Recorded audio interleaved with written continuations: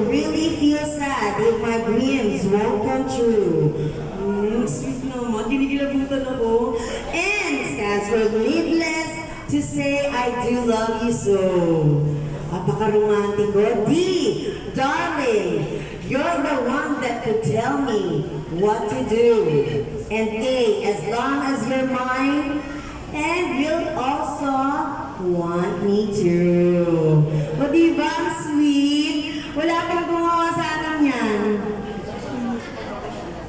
Ayun nga, Tita Linda, Tito Jess ang nagsasabi. 16 years old na ginawa niya tong Linda na names, letter. Meron po ba din kayo ngayon? Sa mga Tagalog po ba? Bulgar na po talaga ang Tito Jess sa mga Tagalog po. Opo. Pero, opo, Tito Jess, alam kong ikaw impromptu ka rin when it comes to ganyang mga kasweet. Ginawa ko po yan, 16 years old ako. 16 years old talaga.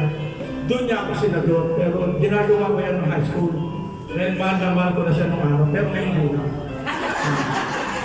Ngayon, kung makikita niyo yung tawag dito, invitasyon, sino may hawak na invitasyon?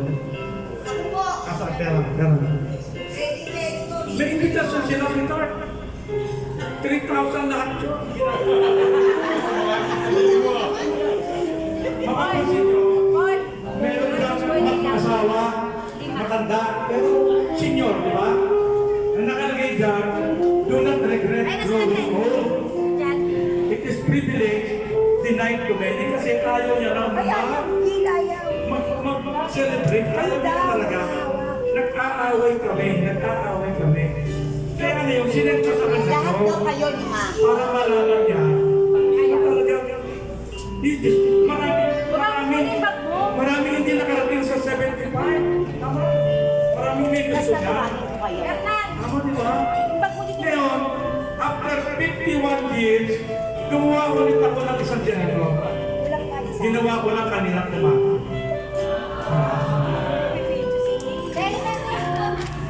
Kaya kinuha ko yung pattern sa mga LLL.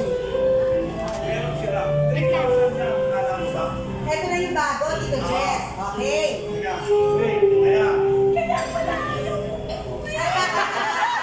ang dahil na po ito ng aking tao. Ito Bagong letra. kaninang hap ka lang umaga ko ginawa pare. Kita mo kung gano'n marumatikos ang pagkain. Di ba? Life begins at 75. Hindi yun na, iba na. Kanina lang po talaga ay kawiskers na to. I am happy now. Teka lang. Hindi kita susweldohan eh. Pag-aralan natin yung kanina. Pabalik sa paper. I am happy now that God gave me you. Ang aga ko nalasing kanina eh. And needless to say that I really love you so.